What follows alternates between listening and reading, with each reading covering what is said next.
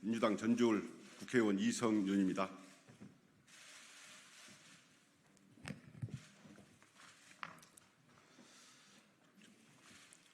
존경하는 국민 여러분, 국회의원 이성윤입니다. 저는 그동안 대통령을 대통령이라 부르지 않고 전 검사, 전 검찰총장으로 불러왔습니다. 날만 새면 국민을 화나게 만드는 그를 이제부터 대통령이라고 부릅니다. 뜬금없는 존경심이 생겨서가 아니라 이제 입법부의 구성원으로서 공인이 된 만큼 불가피하게 대통령이라는 공식 호칭을 사용하고자 합니다.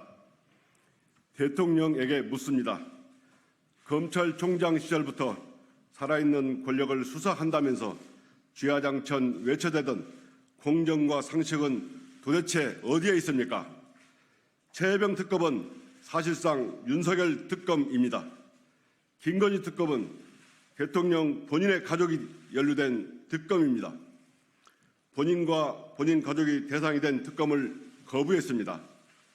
타인에게는 엄동설한처럼 가혹하고 자신과 가족에게는 봄바람처럼 관대한 형태가 과연 그토록 목청 높여 외치던 공정과 상식입니까?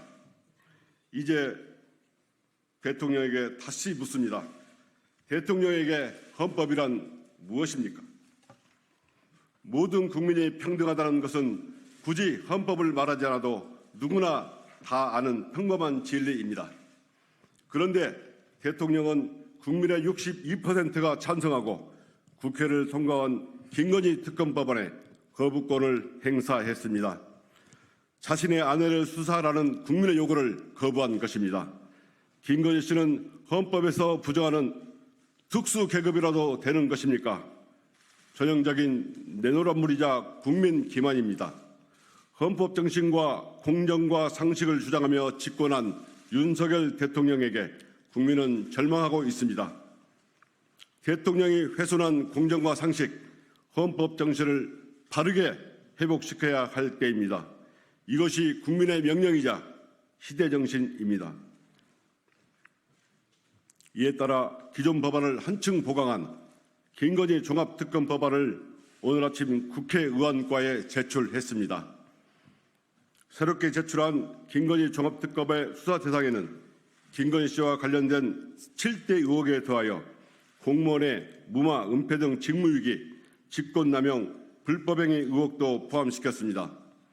그동안 봐주기 수사, 시간 끌기식 수사가 문제된 만큼 특별검사는 최장 6개월 안에 100여 명의 수사 인력을 투입하여 신속히 수사하도록 했습니다.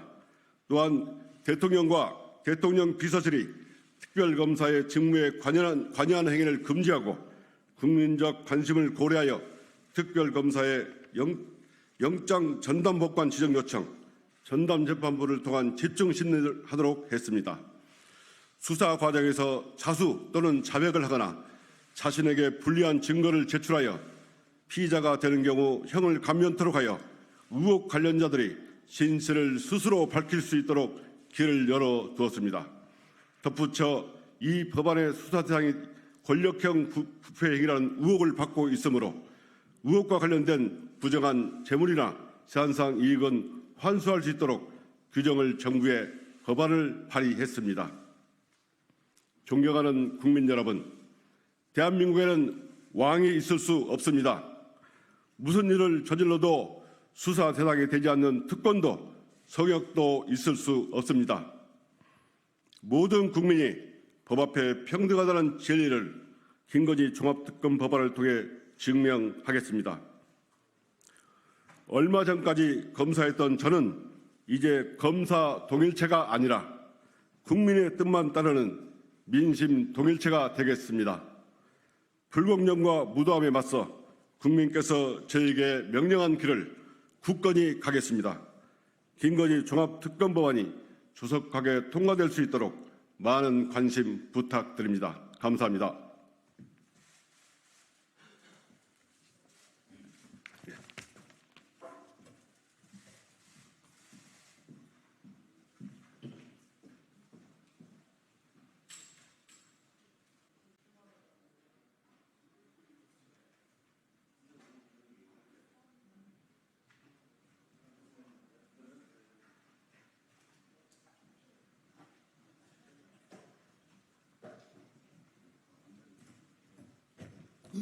퍼졌대. 오케이. 자, 잠시 후에 조국혁신당 원내대표단이 조국혁신당의 입법 원칙 및 방향 당론 1호, 민생 당론 1호 관련해서 말씀드리는 기자회견을 하도록 하겠습니다. 예, 오늘 이 자리에는 황운하 조국혁신당 원내대표, 정춘생 수석부대표, 강경숙 부대표, 김재원 부대표, 그리고 저 신장식 부대표가 함께 자리하겠습니다. 준비되셨죠? 시작하면 되겠죠? 서왕진 정책위 의장님도 자리에 함께 하셨습니다. 죄송합니다. 예, 준비되셨죠? 시작하겠습니다.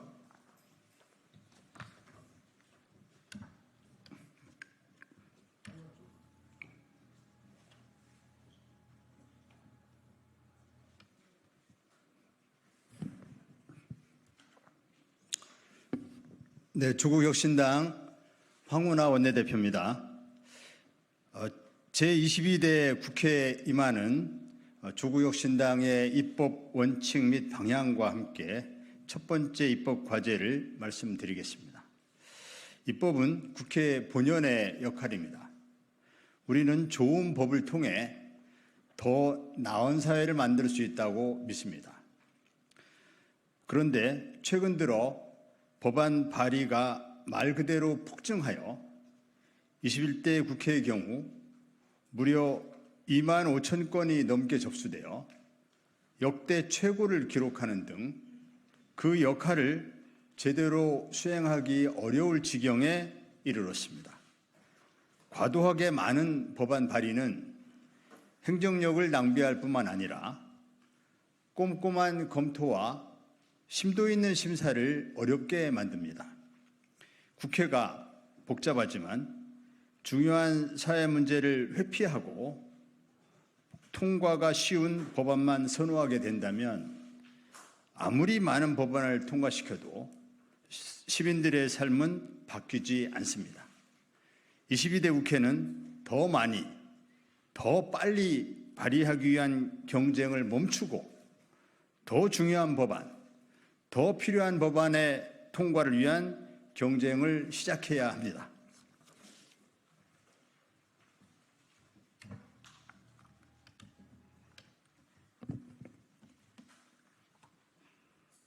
네, 정춘생 원내수석 부대표입니다. 조국혁신당의 입법 원칙과 방향을 말씀드리겠습니다. 첫째, 조국혁신당은 법안 발의에 있어서 양적 경쟁을 지향하겠습니다. 한 건 한 건 신중하게 발의하고 발의한 법안에 대해서는 온전히 책임지겠습니다. 발의만 해놓고 방치하는 일은 절대 없을 것입니다. 둘째, 동일한 법안을 불필요하게 발의하지 않겠습니다. 표지만 바꿔내는 이른바 베끼기 법안을 양산하지 않겠습니다. 기존 법안을 다시 발의해야 할 필요가 있다면 이해 당사자와 협의하고 재검토하는 과정을 거치겠습니다. 셋째, 속도 경쟁에 매몰되지 않겠습니다. 신속한 입법의 중요성을 잘 알고 있습니다. 그럴수록 더 많은 의견을 듣고 더 깊이 고민하겠습니다. 통과 자체가 아니라 통과 이후의 사회 변화를 더 중요하게 생각하겠습니다. 신속하면서도 신중하게 입법에 임하겠습니다. 넷째, 원내와 다양한 시민사회를 연결하겠습니다. 입법은 국회의 고유 권한이지만 입법 과정은 이해 당사자와 함께 만들어 갈 수 있습니다. 조국혁신당은 시민사회, 노동조합, 지역 및 직능단체와 함께 정책을 입안할 것입니다. 12석의 힘을 더 크게 만들어주시기 바랍니다. 다섯째, 당론으로 발의한 법안은 당이 책임지겠습니다. 조국혁신당의 법안은 명분 쌓기용, 대외 여론용이 아닙니다. 조국혁신당의 정치적 방향이 담긴 법안인 만큼 당이 앞장서 적극적 활동을 해 나갈 것입니다. 입법의 방향은 민생을 돌보는 정치, 지속 가능한 선진국을 향할 것입니다. 검찰 독재를 조기에 종식하여 정치를 정치답게 만들고 국민이 더 행복한 사회권 선진국을 향해 나아가겠습니다. 시혜적 정책이 아니라 권리로서의 주거권, 돌봄권, 교육권, 건강권이 보장되는 나라를 향한 조국 혁신당의 비전을 입법에 담겠습니다. 조국혁신당 원내부대표 강경숙입니다. 조국혁신당이 당론으로 추진하는 첫 번째 법안을 말씀드리겠습니다. 당론 제1호 법안은 어제 박은정 의원님이 대표 발의한 한동훈 전 법무부 장관의 검사 장관 재직 시 비위 의혹 그리고 자녀 논문 대필, 가족의 비위 의혹 등 진상 규명을 위한 특별검사 임명 등에 관한 법률안 이하 한동훈 특검법입니다. 한동훈 전 국민의힘 비대위원장에 대한 중대한 의혹이 넘치는데 수사기관은 지금껏 제대로 수사하지 않았습니다. 대상에 따라 선택적 적용을 하는 것이 윤석열 정부의 공정과 법치입니까? 한동훈 특검법은 무너진 정의와 원칙을 바로 세우기 위한 법이며 권위주의 정부로의 퇴행을 막기 위한 법입니다. 수사 대상은 다음과 같습니다. 윤석열 전 검찰총장과 한동훈 전 검사장이 연루된 것으로 알려진 범여권 인사 고발 사주 의혹, 윤석열 전 검찰총장 징계 취소 소송 항소심을 고의로 패소하였다는 의혹, 자녀 논문 대필 등 가족 비위 의혹, 이재명 더불어민주당 대표 체포 동의 요청 시 피의 사실 공표와 공무상 비밀 누설 의혹, 검사의 수사 개시 범위를 시행령 등으로 무리하게 확대해 국회의 입법 취지를 형해화하였다는 의혹 등입니다. 누구도 법 앞에선 예외일 수 없다는 상식에 기초한 법안입니다. 조국혁신당은 민주당과 협력하여 조속한 시일 안에 특검법을 통과시킬 것입니다. 중요한 것은 검찰총장의 등장을 근본적으로 막는 일입니다. 정치 검찰의 등장을 근본적으로 막는 일입니다. 이를 위해 일명 윤석열 방지법을 준비하고 있습니다. 수사권과 기소권을 독점하고 있던 검찰청을 폐지하고 공소의 제기 및 유지권만 가지는 공소청을 설립하는 한편 수사권은 여러 기관으로 쪼개 상호 견제하도록 하는 방안이 그 핵심입니다. 아울러 검찰이 기소권도 기소 대배심 제도를 도입하여 민주적으로 통제받도록 하겠습니다. 이 법안들은 조국혁신당 검찰 독재 조기종식 특별위원회에서 심도 있는 논의가 진행 중이고 빠른 시일 내에 검찰개혁 입법체계를 완성할 예정입니다. 윤석열 대통령은 정치하는 검찰을 활용하는 정치가 얼마나 위험한지 보여준 대표적 사례입니다. 대한민국의 미래를 위해 검찰공화국은 여기서 멈춰야 합니다. 윤석열 방지법을 반드시 관철하여 정치검찰의 재등장을 막겠습니다.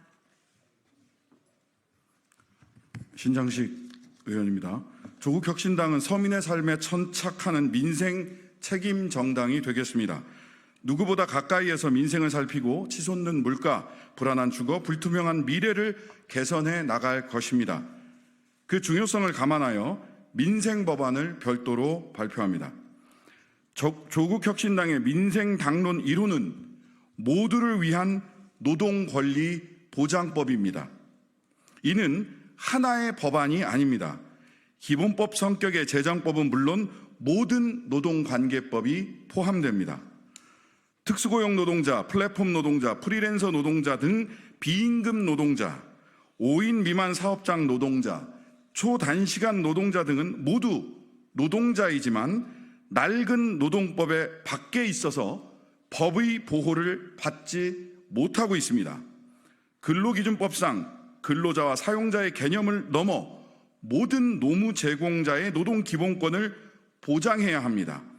비임금 노동자에게 일터에서 공정한 계약을 체결할 수 있는 권리를 부여하고 기업은 근로복지 의무를 강화하도록 명시하는 법안을 마련하겠습니다. 조국혁신당은 현재의 선택적 노동관계법을 보편적 노동관계법으로 바꿔나갈 것입니다. 노동권 보호에서 배제된 시민의 권리를 보호하는 것이 사회권 선진국으로 나가는 초석이라고 보기 때문입니다.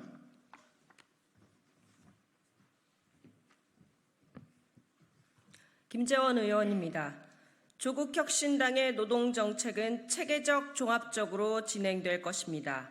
모두를 위한 노동권리 보장 로드맵을 말씀드리겠습니다.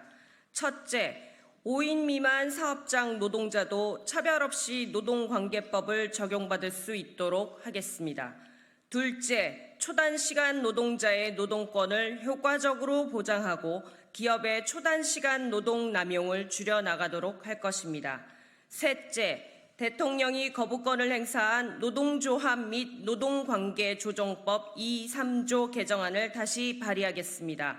간접 고용 노동자와 하청 노동자에게 실질적인 단체 교섭을 보장해 집단적 노사 교섭에 있어 새로운 질서를 형성하고 무분별한 손해배상 남용을 제한할 것입니다. 넷째, 초기업 단위 교섭과 단체 협약의 효력 확장을 위한 제도를 마련하겠습니다. 다섯째, 일하는 모두를 위한 사회 보장을 강화할 것입니다. 전국민 고용보험을 추진하고 상병수당을 도입하여 소득 단절을 막고 아프면 쉴 권리가 지켜지도록 하겠습니다.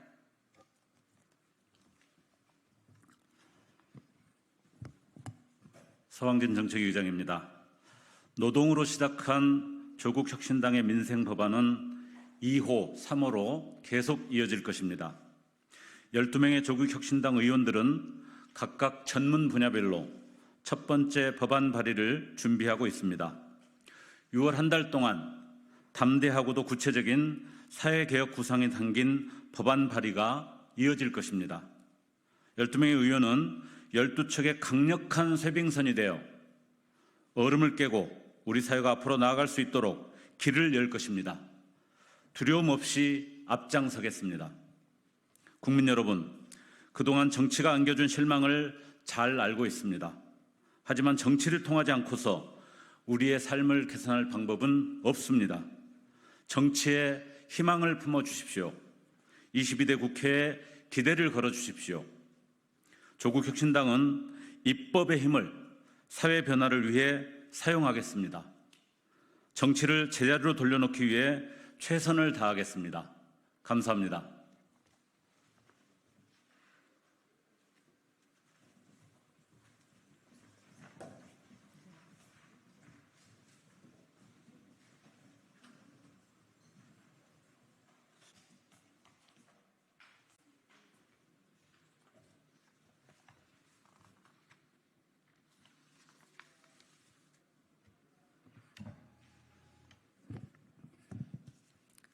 안녕하십니까. 민주당 대변인 황정화입니다.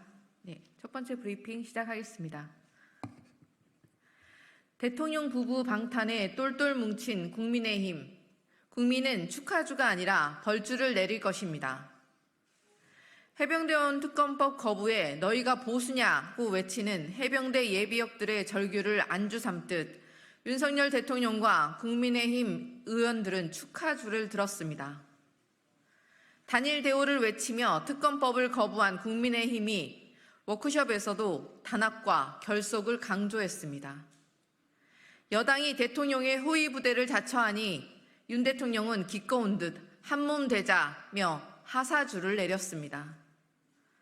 불공정과 비상식으로 점철된 해병대원 순직 사건의 진실을 틀어막았다고 좋아하는 게 정말 대한민국 보수 정당이 맞습니까? 민심을 정면으로 역행하는 대통령에게 말 한마디 못하는 게 과연 여당이 맞습니까?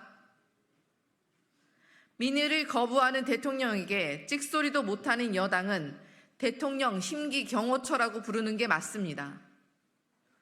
더욱이 108석은 굉장히 큰 숫자라며 총선 민의를 부정하는 여당에 어이가 없습니다.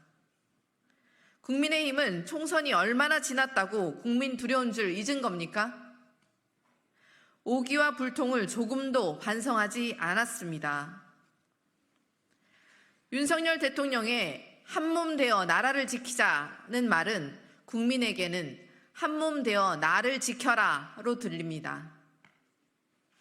국민의 명령을 거부한 윤석열 대통령과 국민의힘에게 국민은 축하주가 아니라 벌주를 내릴 것입니다. 또한 국민의힘이 계속해서 민의를 외면하고 용산의 이중대를 자처한다면 국민에게 철저히 버림받을 것입니다. 국민의 고통과 분노에도 술만 보면 환하게 웃는 윤석열 대통령이 국민의 벌주에도 과연 웃을 수 있을지 지켜보겠습니다. 두 번째 브리핑 시작하겠습니다.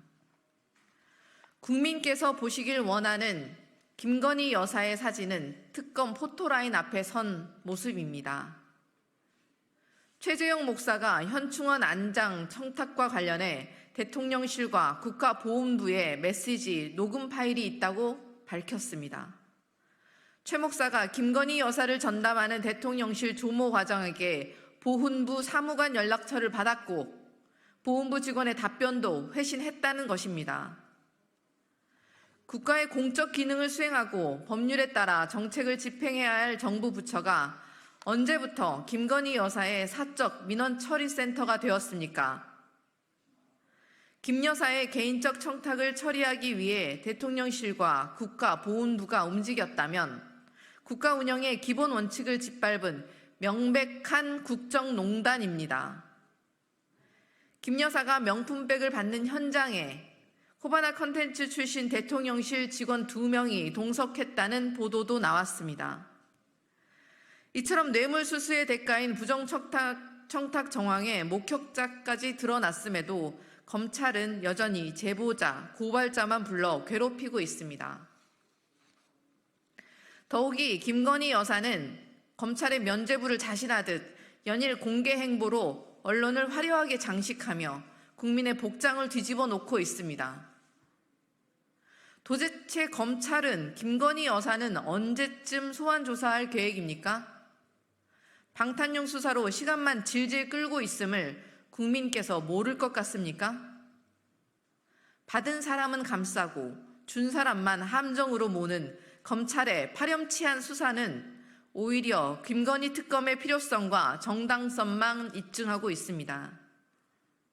국민이 보시길 원하는 김 여사의 사진은 대통령실의 화보 사진이 아니라 특검 포토라인 앞에 선 모습임을 명심하십시오. 네, 감사합니다.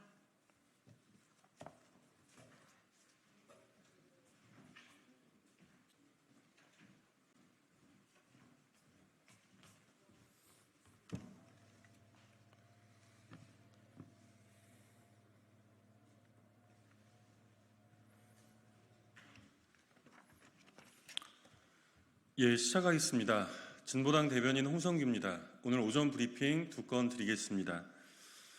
모두 잊지 않은 대통령, 우리 국민들은 절대로 잊을 수 없습니다.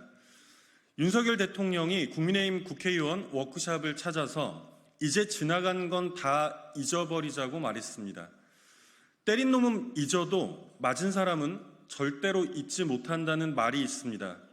대통령의 바램과는 달리 10년처럼 길었던 지난 2년을 우리 국민들은 절대로 잊을 수 없습니다. 실종자 수색에 나섰다가 어이없게 목숨을 잃은 해병대 최상병을 우리는 절대로 잊을 수 없습니다.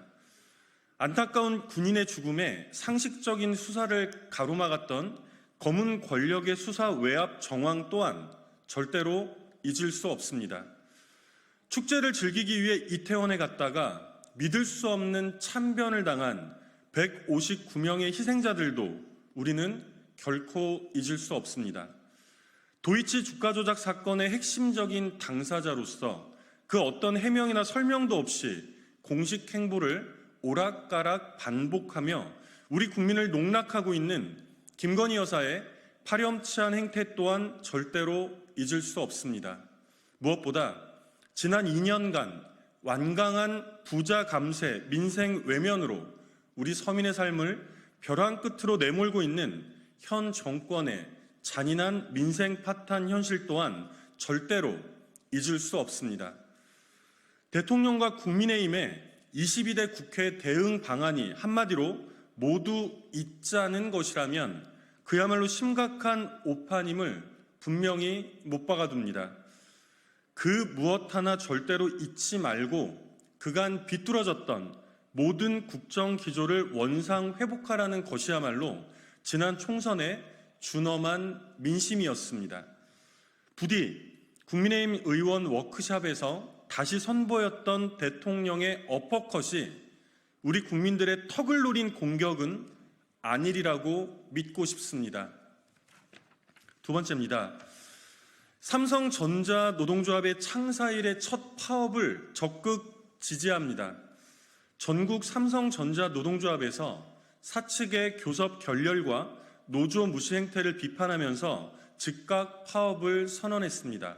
지난 1969년 삼성전자 창사 이후의 첫 파업입니다. 어디 삼성전자가 우리 노동자들에게 참으로 안전하고 행복한 일터였기에 그간 파업이 없었겠습니까? 이른바 무노조 경영이란 삼성의 오래된 반헌법적 행태는 우리 노동자들에게는 일방적이고도 끔찍한 폭력이었습니다. 반세기 동안 이어졌던 노골적인 노조 와해 공작이 결국 법원의 제지를 받고 나서야 삼성은 마지못해 노동 3권을 존중하겠다고 밝혔고 이어 삼성전자의 본격적인 노동조합 활동이 시작될 수 있었습니다.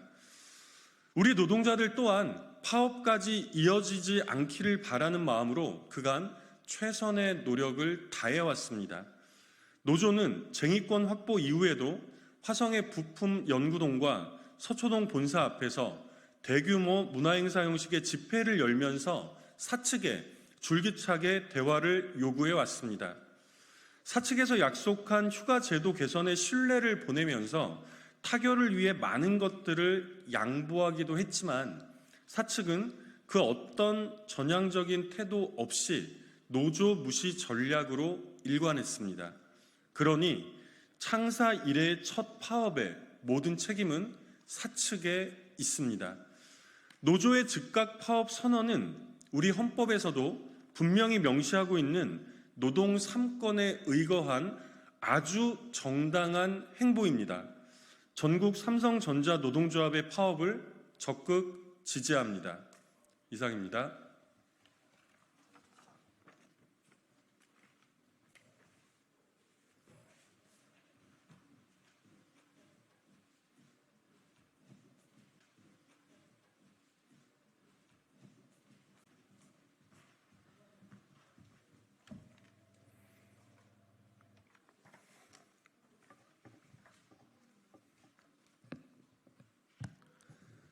네, 진보당 부대변인 박태훈입니다.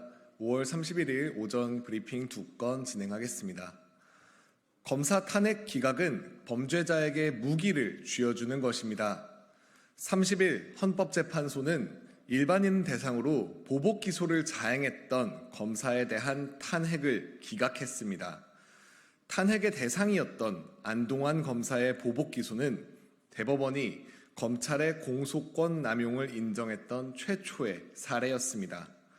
일반인이 본인의 재판에서 조작된 증거를 찾아내자 이미 기소유예 처분을 받았던 다른 사건에 대해 수사해 추가로 기소한 것입니다.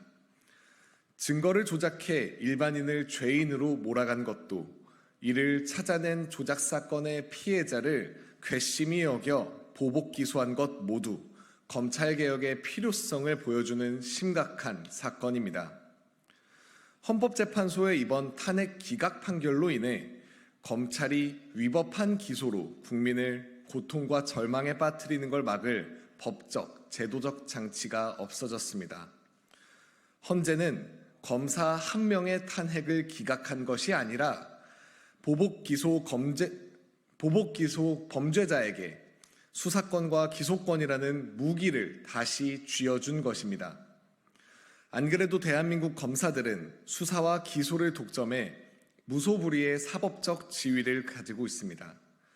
대법원에 의해 기소권 남용이 인정되었던 안 검사의 탄핵조차 사법 카르텔에 의해 저지된다면 남은 것은 지금의 불공정한 사법 구조를 완전히 개혁하는 일뿐입니다. 작년 당원 1만 명이 참여한 진보당 정책당대회에서는 10가지 대표 진보 정책에 대해 당원 투표를 진행한 바 있습니다. 그중 검찰청 해체, 검사장 직선제는 1위로 선정된 바 있습니다. 진보당은 대통령이 검찰총장 임명을 통해 전국의 모든 검사를 통제하는 현재의 구조를 바꿔 사법의 독립성을 지키는 사법개혁을 22대 국회에서 반드시 완수할 것을 다짐합니다. 두 번째 브리핑입니다. 제25회 서울 퀴어문화축제의 개막을 환영합니다. 바로 내일 6월 1일 서울 도심에서는 제25회 서울 퀴어문화축제가 열립니다. 진보당은 서울 퀴어문화축제의 개최를 온 마음을 다해 환영합니다.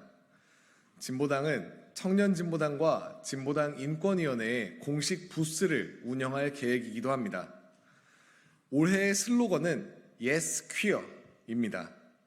내가 나를, 서로가 서로를 존중하고 긍정하자는 사회를 만들겠다는 슬로건은 비단 퀴어뿐만 아니라 혐오와 편견에 얼룩진 대한민국 사회에 가장 필요한 가치이기도 합니다.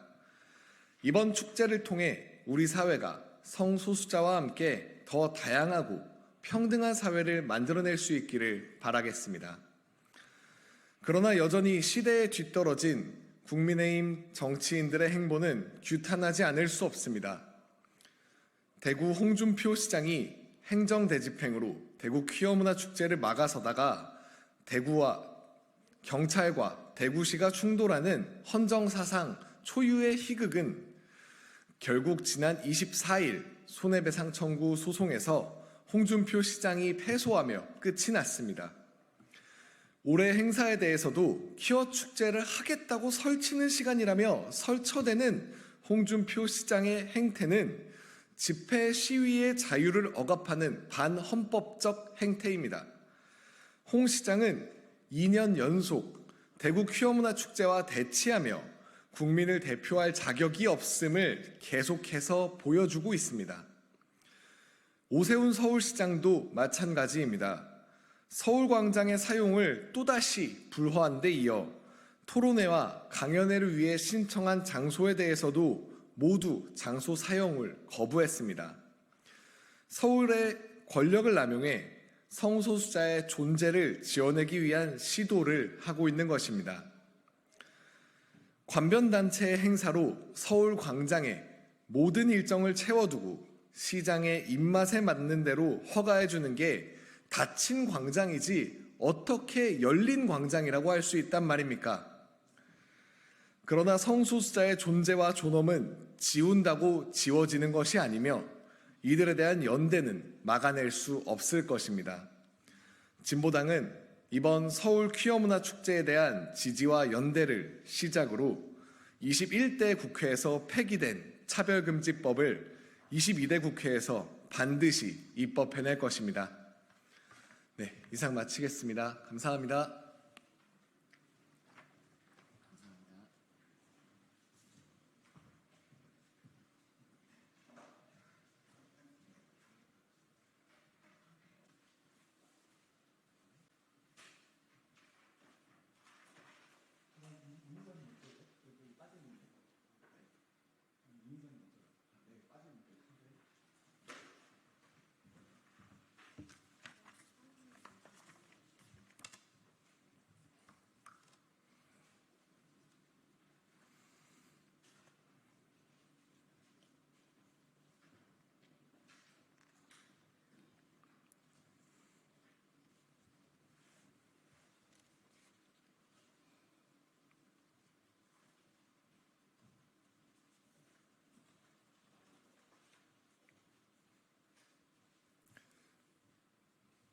네, 진보당 부대변인 박태훈입니다. 지금부터는 진보당 전세사기 깡통전세 대책위원회에서 진행하는 기자회견입니다. 윤석열 대통령이 지난 5월 30일 전세사기 특별법 개정안을 거부권 행사로 폐기시키면서 신탁사기 피해자들을 비롯한 전세사기 피해자들은 거리로 나앉게 생겼습니다. 전세 사기 피해자들의 피눈물을 외면하고 8번째 전세 사기 희생자의 죽음에도 불구하고 거부권을 행사한 윤석열 대통령을 규탄하며 새마을금고를 비롯해서 지금 현재 강서구, 등촌동에 있는 신탁사기 피해자들을 명도소송으로 협박하고 있는 새마을금고를 규탄하고 명도소송을 중단할 것을 촉구하는 기자회견입니다. 오늘 기자회견 순서는 두 분의 발언을 청해 듣는 것으로 진행되는데요. 첫 번째 발언으로는 진보당 강서양천위원회의 이미선 위원장님께서 발언해 주시겠습니다.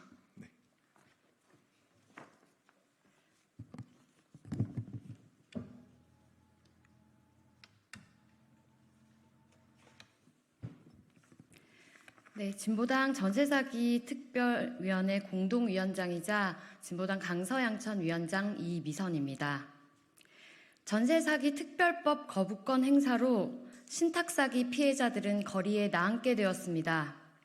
신탁사기 피해자에 대한 명도소송 유예 및 공개 매각 유예 등은 선구제 후회수와 더불어 이번 개정안의 핵심적 내용 중에 하나였습니다. 거부권 행사로 인한 개정안의 자동 폐기는 신탁사기 피해자들에게 곧 퇴거 명령입니다.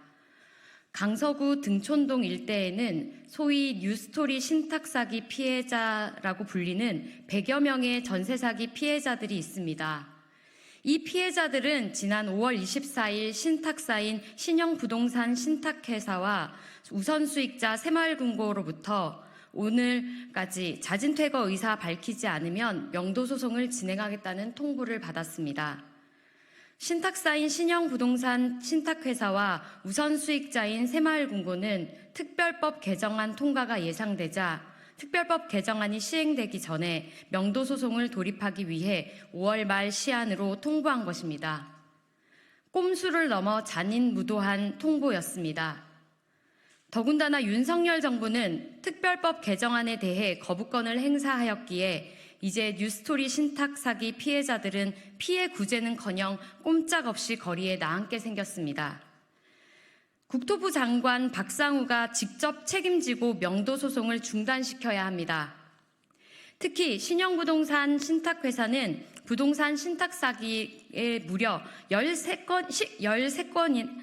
13건이나 연루되어 있는 매우 의심스러운 회사입니다. 국토부 장관 박상우는 국토부 장관 취임 직전까지 그 신영부동산 신탁회사의 사회이사였습니다.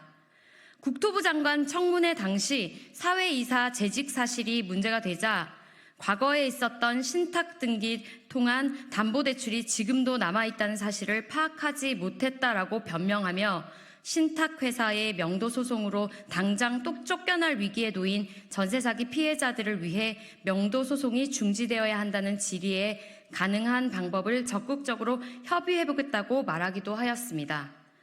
그렇다면 박상우 장관님, 지금 당장 신영의 소송 중지를 요청해 주십시오. 뉴스토리 피해자들뿐만 아니라 모든 신탁사기 피해자들이 거리에 나앉지 않을 수 있도록 관련해서 명도소송 유예를 요청해 주시기를 간곡히 호소드립니다. 감사합니다. 네, 이어서 진보당 전세사기 깡통전세 대책위원회 위원장이시자 진보당 서울시당 위원장이신 오인환 위원장님 발언 이어 듣겠습니다.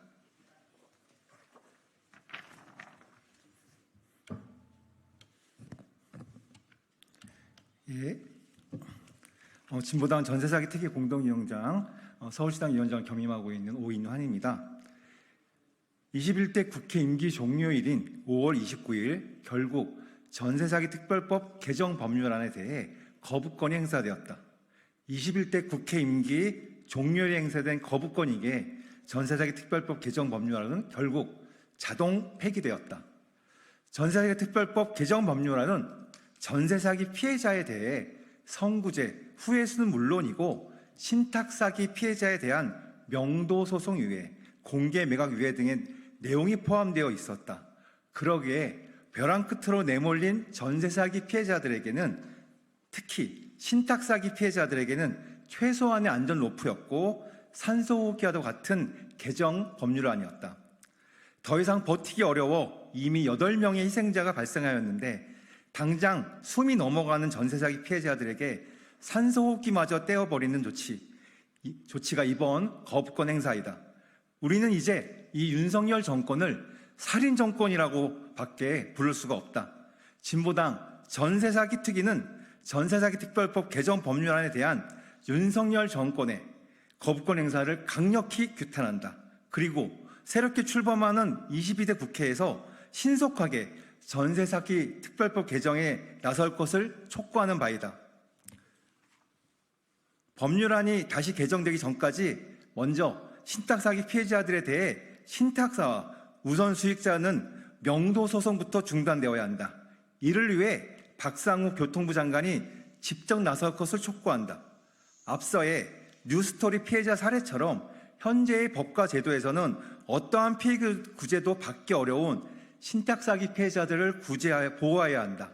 현재 국토부 장관인 박상우 장관은 국토부 취임 직전까지 신탁 전세 사기 13건에 연루된 신형 부동산 신탁회사의 사회이사였다.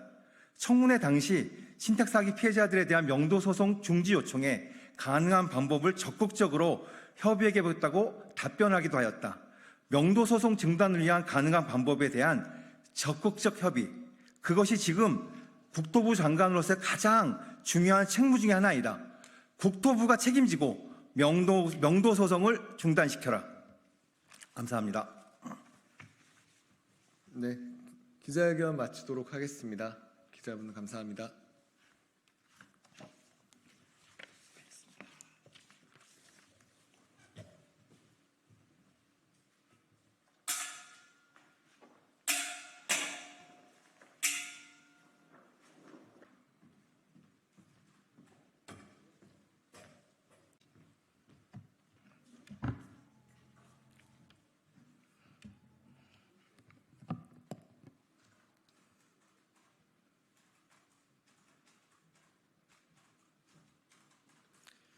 안녕하십니까. 개혁신당 수석대변인 김성렬입니다. 시작하겠습니다. 대통령님, 지금 술이 넘어갑니까? 일주일 만에 대한민국 군인 4명이 죽었습니다. 전쟁이 터진 것도 아닌데 훈련병부터 장교까지 가릴 것 없이 사망사고가 잇따라 발생하고 있습니다. 특히 12사단에서 발생한 훈련병 사망은 사고가 아니라 명백한 인재입니다. 단지 떠들었다는 이유만으로 이제 9일밖에 안 된 훈련병을 몇 시간 동안 완전 군장 뺑뺑이를 돌리고 그것도 모자라 근육이 파열되고 까만 소변까지 보는데도 제때 치료도 안 하여 결국 죽게 만든 것이 어떻게 과실입니까? 명백한 고의이며 사실상 가혹행위를 통한 살인입니다. 더 큰 문제는 이를 대하는 군 수뇌부의 자세입니다. 군에서는 벌써 꼬리 자르기에 들어갔습니다. 단순 중대장 개인의 문제로만 몰고 가고 있습니다. 생떼 같은 자식을 하루아침에 잃은 유가족과 불안에 떨고 있을 50만 장병 그리고 그 가족들에게 국방부 장관을 비롯한 군 수뇌부 누구도 진심 어린 사과 한마디조차 하지 않고 있습니다. 이것이 윤석열 정권이 바라는 군대의 모습입니까? 어제는 얼차려를 받다가 사망한 훈련병의 영결식이 있었습니다. 유가족이 애통함에 오열을 하고 있던 이날, 윤석열 대통령은 여당 의원들과 웃으며 술자리를 가졌습니다. 대통령님, 지금 술이 넘어갑니까? 왜 사단장 수사에는 그토록 경로를 하면서 훈련병이 가혹행위로 사망한 것은 신경조차 쓰지 않는 것입니까? 윤석열 정권에서는 계급 따라 목숨에도 귀천이 있는 것입니까? 부디 이 사안에 대해 철저히 수사해 지휘 고하를 막론하고 엄중히 처벌하라고 경로 섞인 말 한마디 해주십시오. 그럼 국방부 장관뿐 아니라 경호처장, 총리까지 모두 나서서 일사천리로 해결되지 않겠습니까? 대통령님, 부디 높은 사람만 챙기지 마시고 일반 장병들의 억울한 죽음에 대해서도 격려해 주시길 바랍니다. 개혁신당은 제대로 하겠습니다. 민주당과 조국혁신당이 어제 1호 법안을 각각 발표했습니다. 이어 오늘 국민의힘도 1호 법안을 발표했습니다. 1호 법안이 갖는 의미, 물론 중요할 수 있습니다. 그러나 법안은 발의가 아니라 통과가 더 중요합니다. 1호로 내는지 2호로 내는지가 중요한 것이 아니라 까다로운 상임위 심사를 거쳐 본회의까지 무리 없이 통과되도록 체계적이고 심도 있게 만드는 것이 핵심입니다. 개혁신당은 제대로 만들어 보겠습니다. 개혁신당의 1호 법안은 정치개혁이 될 것입니다. 유권자의 표심이 왜곡되지 않도록 중대선거구제로 전환하고 고비용 저효율의 현재 선거비용 제도를 개선하며 경력 단절 여성과 정치 신인 등 상대적으로 정치 약자들이 보다 쉽게 출마할 수 있도록 정치 구조를 바꾸겠습니다. 이와 관련하여 공직선거법, 정당법, 정치자금법 등 관련된 법을 개정하는 정치개혁을 위한 패키지 법안을 내려 합니다. 개혁신당의 개혁은 서두르지 않되 제대로 하겠습니다. 감사합니다.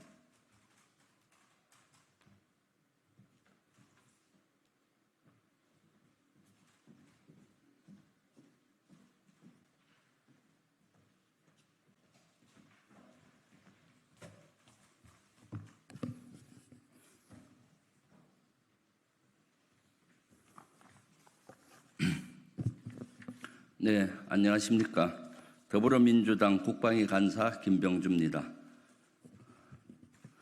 대통령님, 안보 위기인데 그렇게 기분이 좋으십니까? 제가 그냥 기분이 좋습니다.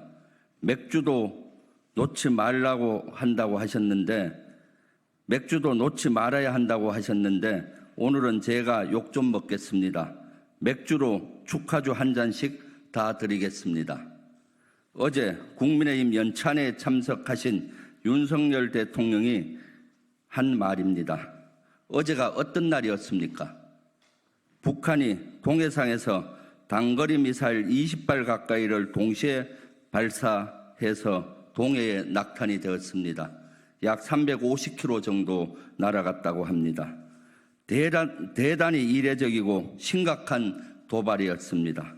이렇게 동시에 20여 발을 미사일이 사격한 적은 없었습니다. 서해에서는 이틀 연속 GPS 전파 교란 공격을 벌였습니다. 우리 해군의 작전을 교란하고 우리 민간 선박들의 위치를 제대로 찾지 못하게 해 어민들을 위험에 빠뜨리려 했습니다. 실제 어민들은 많은 어려움이 있었습니다. 여기에 북한의 오물풍선이 서울 도심을 포함한 전국 곳곳으로 날아들어 국민들께서 불안하고 불쾌하기까지 하셨습니다. 이런 참담한 안보 상황에서 국방부는 음주자제령을 내렸다고 하는데 알고 계셨습니까? 그래서 욕을 먹겠다고 하셨던 것입니까? 금주령을 내려도 모자랄 판에 대통령께서는 욕을 안주 삼아 맥주를 마실 수 있어 기분이 좋으셨던 겁니까? 국군 통수권자로서는 도저히 이해가 가지 않는 행동입니다. 국군 통수권자는 누구보다도 솔선수범해야 합니다. 전 장병이 국군 통수권자를 어떻게 보겠습니까? 이 같은 안보 불안 상황에서 윤 대통령은 국가안전보장회의를 열지도 않았습니다. 이런 대통령의 안일한 안보의식 때문인지 우리 군은 북에서 넘어오는 정체불명의 풍선을 보고도 대응 사격을 하지 않았습니다. 풍선에 화학물질이나 폭탄이 들어 있었다면 국민들께 큰 위협이 될 수도 있었습니다. 북도발 시 1초도 기다리지 말고 응사하라는 대통령의 지시는 작동하지도 않았습니다. 그래도 그냥 기분이 좋으신 겁니까? 게다가 어제는 군기훈련, 즉 얼차례를 받다 순직한 훈련병의 연결식이 있었던 날입니다. 유가족들이 하염없이 눈물을 쏟던 날, 윤 대통령님은 그냥 기분이 좋으셨습니까? 연이어 군 사망사고가 일어나 군 기강이 흔들리고 군이 어수선한데도 군 통수권자인 대통령께서는 축하주를 따르시고 싶으셨습니까? 윤 대통령, 이제 술잔을 내려놓으시고 북한의 계속되는 도발에 불안해하는 국민들이 안심하고 생업에 종사할 수 있도록 국방 대비태세를 확고히 하십시오. 반복되는 안보 참사와 연이은 군 사망사고에 대해 군 통수권자로 사죄하십시오. 한반도 갈등과 긴장만 높이는 안보 외교 기조를 획기적으로 전환하십시오. 무사 안일주의와 안보 불감증에서 어서 빨리 깨어나십시오. 2024년 5월 31일 더불어민주당 국방위원회 간사 김병주. 감사합니다.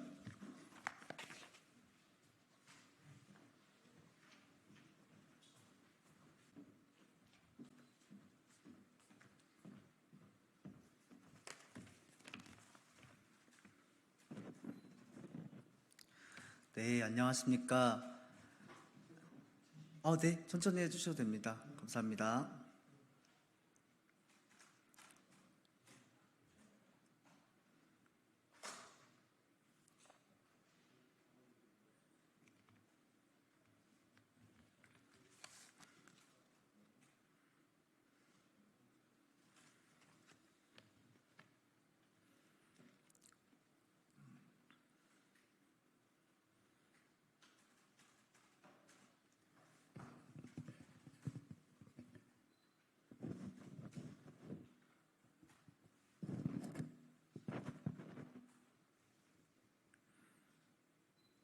네, 안녕하십니까. 새로운 미래의 신재용 대변인입니다.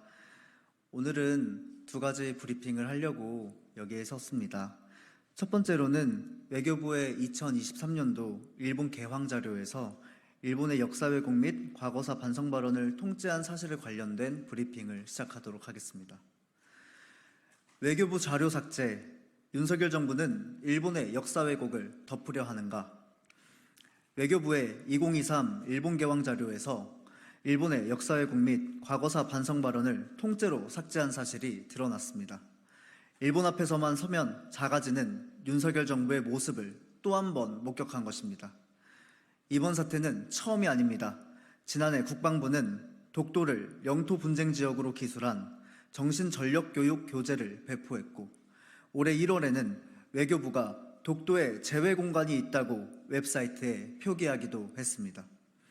이제는 일본 개황 자료에서 일본의 역사 왜곡 사례까지 삭제하며 윤석열 정부는 일본에 일방적으로 굴욕적인 태도를 보이고 있습니다. 외교부는 이에 대해 약식으로 빨리 만들다 보니 분량이 기존보다 줄었다고 해명했습니다. 그러나 약식본이라는 핑계로 역사적 사실을 삭제했다는 것은 납득할 수 없는 해명입니다. 특히 당시 윤석열 대통령의 일본 방문을 앞두고 자료가 게시된 점을 감안할 때 의도가 뻔히 드러납니다. 역사를 잊은 민족에게 미래는 없다는 말이 있습니다. 대한민국 정부는 역사를 왜곡하거나 지우려는 시도를 멈춰야 합니다. 외교부가 삭제한 일본의 역사 왜곡과 과거사 반성 발언들은 단순한 참고 자료가 아닙니다.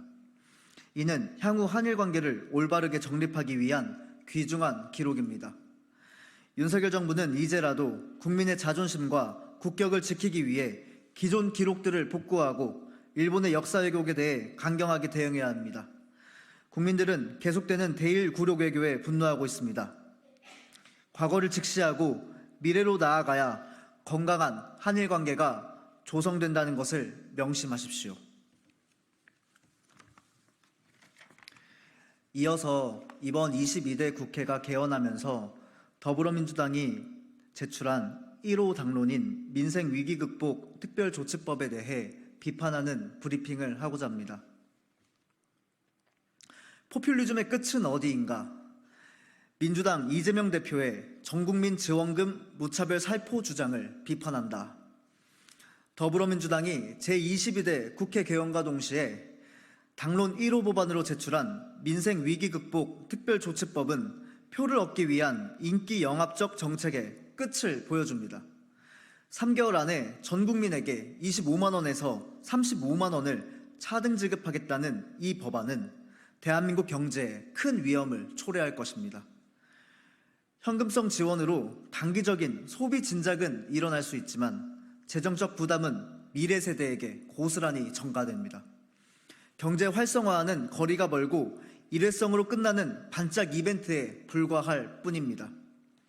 특히 현재 국민연금 등 사회적 안정망이 이미 위태로운 상황에서 이러한 대규모 현금성 지원은 국가 재정을 더욱 악화시킬 뿐입니다. 이재명 대표는 마치 대단한 법안을 제안한 것처럼 말하지만 결국 이는 총선에서의 승리에 도취해 정쟁과 포퓰리즘을 조장하는 입법 밀어붙이기 그 이상 그 이하도 아닙니다. 감사원의 국가결산 보고서에 따르면 지난해 국가채무는 1년 전보다 59조 1천억 원이나 증가한 1092조 5천억 원에 달했습니다. 이런 상황에서 13조 원 이상의 예산이 필요한 25만 원, 35만 원 민생지원금 지급 법안은 국가의 경제적 부담을 더욱 크게 가중시킬 것입니다. 실제로 여론조사를 보면 국민의 과반수가 전국민 지원 방안에 반대하고 있습니다. 이는 국민들도 이러한 포퓰리즘 정책이 문제라는 것을 인식하고 있다는 증거입니다. 이 법안에 찬성하는 국회의원들에게 고합니다. 국민의 대의기관인 국회의원들은 올바르고 소신 있게 행동해야 합니다. 국민의 삶을 실질적으로 개선할 수 있는 정책을 고민하고 추진하는 것이 진정한 국회의원의 역할입니다. 소신 없이 인기 영합적인 정책에 휩쓸리고 옳은 결정을 외면한다면 왜 국회의원을 하려 하는지 묻지 않을 수가 없습니다. 민주당은 지금이라도 국민의 목소리에 귀를 기울이고 국가의 미래를 생각하는 책임 있는 정책을 제시하기 바랍니다. 단기적인 인기몰이보다 국가의 지속 가능한 발전을 고민하는 것이 공당의 자세임을 명심하십시오. 감사합니다.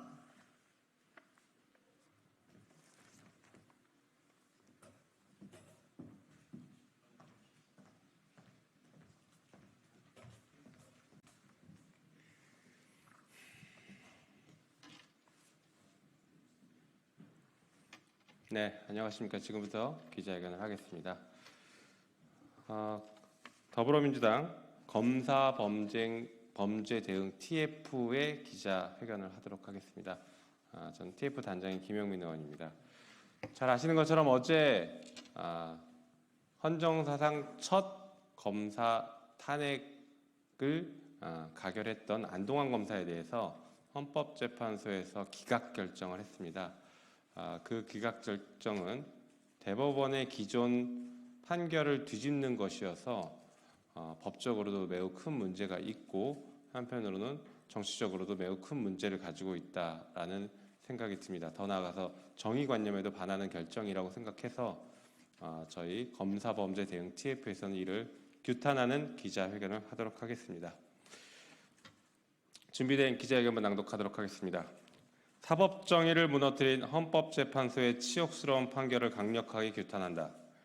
어제 헌법재판소는 대법원의 판결까지 무시해가며 안동환 검사 탄핵소추안을 기각했습니다. 위법성은 인정되지만 탄핵할 정도는 아니다. 술을 마시고 운전을 했지만 음주운전은 아니다. 라고 판단한 것과 다를 게 없습니다. 안동환 검사 탄핵을 기각한 헌재의 판단은 치욕스러운 결정으로서 헌법재판소 역사에 길게 남을 것입니다. 검찰은 서울시 공무원 간첩 조작 사건의 증거들이 조작으로 밝혀지고 간첩 조작 사건의 피해자 유우성 씨가 무죄를 받자 이미 기소유예 처분을 내렸던 사건을 가져와서 뒤늦게 보복 기소를 감행했습니다. 이에 대법원은 사법 역사 처음으로 검찰의 공소권 남용을 인정했었습니다. 위법하다고 판단했고 보복 기소임을 명백하게 한 것입니다. 일반 공무원이 이와 같은 위법 행위가 확인되었다라고 하면 즉시 파면되었을 것입니다. 하물며 가장 엄격하게 법을 집행해야 하는 검찰이 대법원에서도 위법 행위를 인정한 검사를 징계하지 않는다면 국민을 대신해서 국회가 탄핵 소추를 하는 것이었고 탄핵 소추를 해야 하고 그것은 지극히 상식적인 것이었습니다.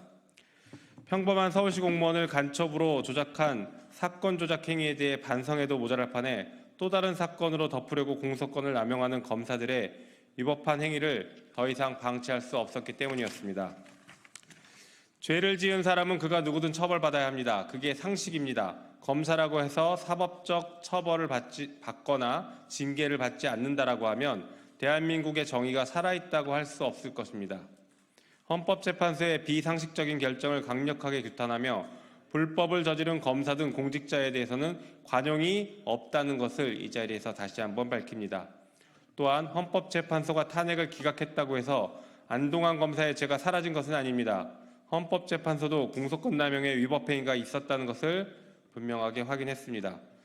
잘못을 하고 위법성이 확인된 검사 등 공직자에 대한 탄핵은 계속해서 추진할 것입니다. 또한 탄핵 절차에 대한 법률 정비도 같이 진행하겠습니다. 공정하고 상식적인 대한민국을 위해 검사 등 공직자들의 범죄와 비위에 대해서는 끝까지 책임을 묻도록 하겠습니다. 2024년 5월 31일 더불어민주당 검사범죄 대응 TF 1동. 이상 기자회견 마치도록 하겠습니다.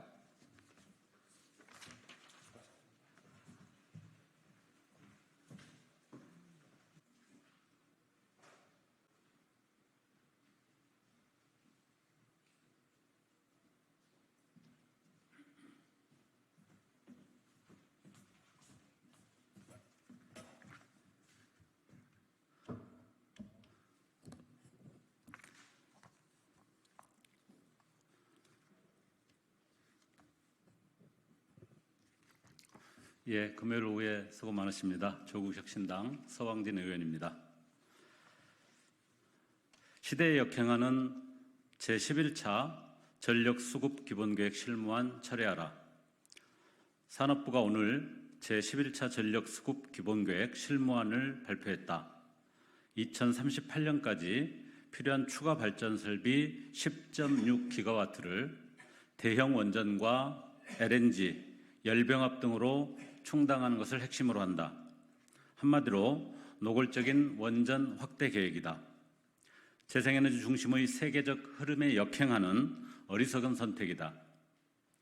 이번 11차 전기본 실무안은 지난해 국내의 무수한 질타를 받았던 제10차 전기본의 틀을 전혀 벗어나지 못했다.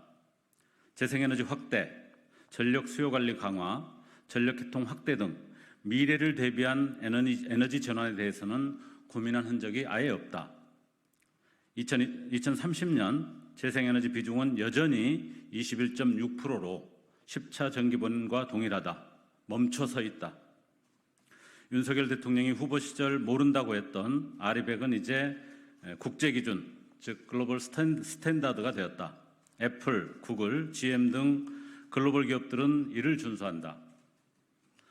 아리백 기준 충족이 글로벌 경쟁력의 핵심 요소인 것이다. 우리나라 대표 기업인 삼성전자, SK하이닉스와 함께 세계 반도체 시장의 패권을 다투는 대만의 TSMC가 대만 정부와 협력해 대규모 해상 풍력을 확보한 이유가 여기에 있다. 윤석열 정부는 아리백 대신 CFE 기준을 추구하겠다고 한다. CFE 기준은 원자력을 포함한다.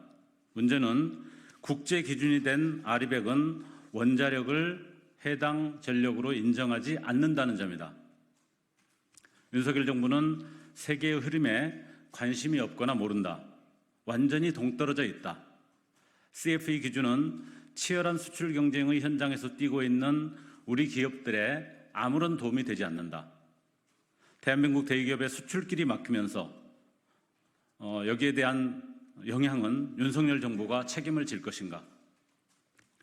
윤석열 정부는 중국의 대문호 루신이 무지몽매의 전형으로 묘사한 아큐의 정신승리법이라도 따르겠다는 것인가?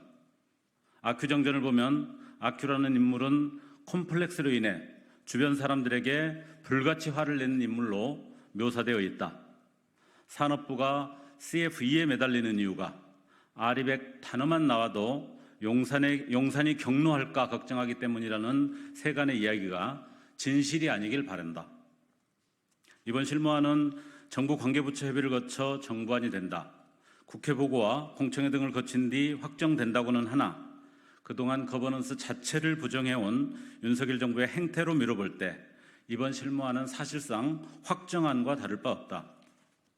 조국혁신당은 22대 국회에서 제11차 전기본의 퇴행적 실태에 대해 낱낱이 검증하고 고발할 계획이다. 세계적 추세에 맞는 재생에너지 중심의 3080 햇빛바람 정책 패키지를 적극 추진할 예정이다. 그것이야말로 대한민국 국가 경쟁력을 강화할 확실한 기반이 될 것이기 때문이다. 2024년 5월 31일 조국혁신당 국회의원 서왕진.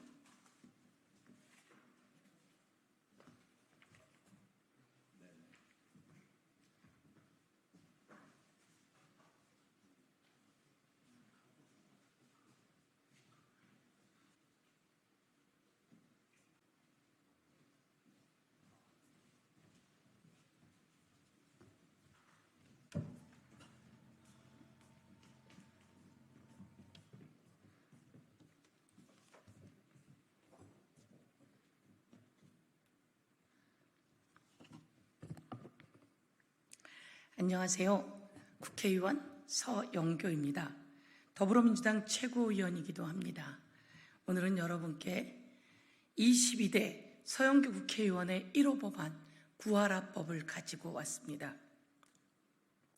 21대 국회가 처음 시작될 때 제가 구하라법을 대표 발의하면서 기자분들께 소개했습니다.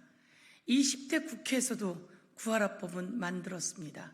20대 국회에서도 구하라법을 만들었는데 구하라법이 통과되지 못했습니다. 21대 국회에서도 구하라법을 만들었으나 구하라법이 통과되지 못했습니다. 21대에는 법무부와 치밀한 협상하고 협의해서 구하라법에 일정 정도 접근을 했고 법사위 1소위를 통과시켰습니다. 그런데 국민의힘 당에서 법사위 전체 회의를 열지 않았습니다. 마지막 날까지 법사위 전체 회의를 열어야만 한다. 법사위 소위를 열어야만 한다. 그래서 민생법안 그리고 소수와 약자들을 위한 법안을 통과시켜야 한다.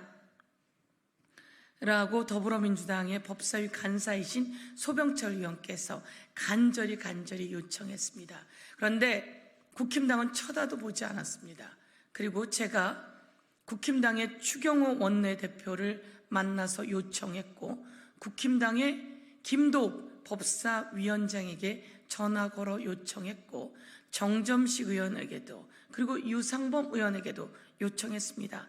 구하라법 그리고 아이 출생에 관한 법 등 가장 약자와 소수에 관한 법안만큼은 통과시켜야 한다. 그러니 법사위를 열어야 한다라고 요구했음에도 불구하고 법사위는 열리지 않았습니다.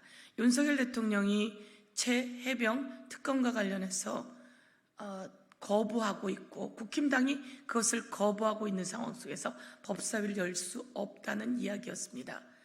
말이 되는 이야기입니까? 해병 특검을 거부하기 위해서 대통령은 자신과 관련된 내용이 해병 특검입니다. 대통령실이 수사에 개입하고 외압한 흔적들이 속속들이 드러나고 있습니다. 그런데 자신과 관련한 것을 거부합니다. 그것을 함께 따라서 반대표를 던진 국힘당이 법사위 열리는 것조차 거부했습니다. 그래서 끝내 구하라법은 4년 꼬박 기다렸는데 그 구하라법은 폐기되었습니다. 대한민국의 구하라와 같은 사례였던 소방관 강한얼 그리고 선원이었던 김종안 씨 가족 사연 등 수많은 사연들이 아이가 어렸을 때 양육하지 않고 양육을 게을리했던 부 또는 모 중에 한 명이 그 아이가 커서 재산을 갖고 있거나 보험료를 받게 되는 경우 등 그 아이가 사망했을 경우에 나타나서 그 재산 또는 그 보험금의 반을 갖고 가는 사례가 생겼습니다. 국민들이 분노했고 절대 안 된다고 이야기했습니다. 그래서 저희가 20대에도 21대에도 발의했지만 통과되지 못했습니다. 이제 서영교 국회의원의 1호 법안으로 구하라법을 만들어 통과시키고자 합니다. 지금 30명이 넘는 국회의원들이 공동 발의해 주셨습니다. 오늘 저희가 마감 시간까지 발의를 더 받아서 오늘 대표 발의하겠습니다. 국힘당에서는 이 구하라법을 1호 법안으로 대표 발의하겠다고 연찬회에서 이야기한 모양입니다. 4년이 걸리는 동안, 아니 20대 때도 그렇게 거들떠도 보지 않고 4년이 걸리는 동안 수없이 많은 방해를 해왔고 이제 법안 소위까지 통과되었음에도 불구하고 법사위를 열지 않아서 통과시키지 않았던 국힘당, 그런데 이 구하라법을 1호 법안으로 하려고 한다고 합니다. 저는 한편으론 다행이지만 한편으론 정말 상도이의가 없다 이렇게 생각합니다.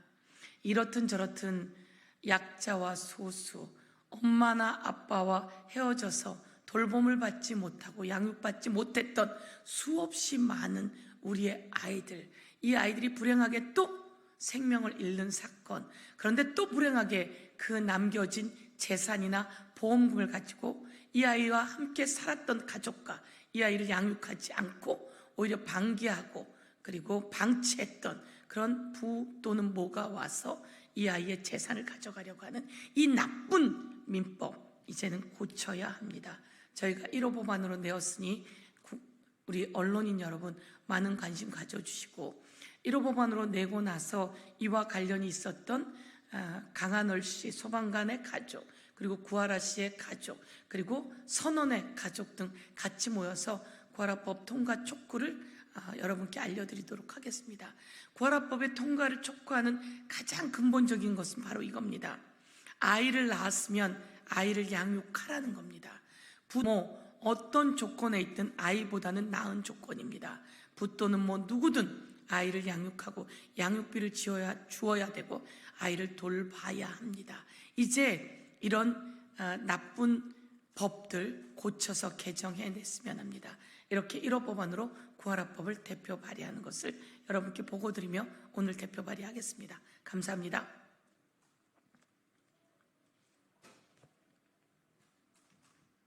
고맙습니다.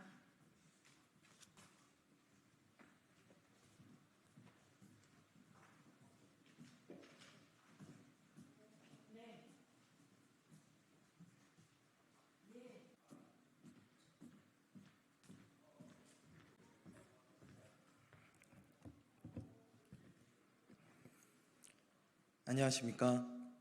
개혁신당 수석대변인 김성열입니다. 시작하겠습니다. 윤석열 대통령 지지율 최저치 자업자득입니다. 윤석열 대통령의 지지율이 정부 출범 이후 최저치인 21%를 기록하였습니다. 자업자득입니다.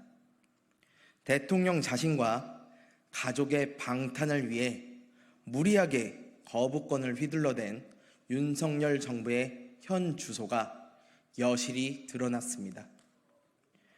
21% 지지율은 윤 대통령 취임 직후에 비하면 절반 수준에 불과합니다.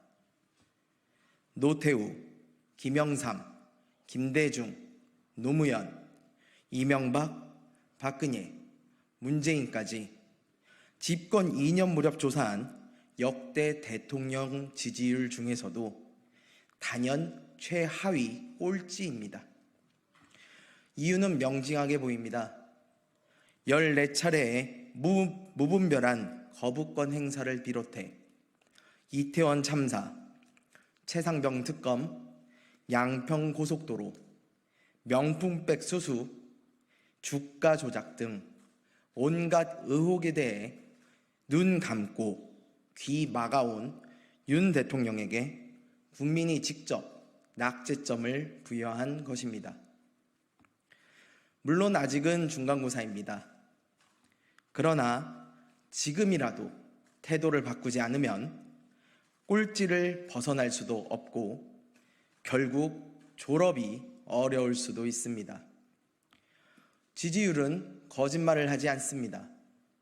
지금 눈치 없이 어퍼컷을 날리며 똘똘 뭉친 친구들과 일진놀이 할 때가 아닙니다. 한번 돌아선 국민의 마음을 돌리기는 결코 쉽지 않습니다. 대통령은 지금이라도 최상병 사건을 비롯한 국민적 의혹에 대해 직접 진실을 밝히고 국민 앞에 진심 어린 사죄를 하는 것만이 더 이상의 추락을 막을 유일한 방법임을 명심하시기 바랍니다. 감사합니다.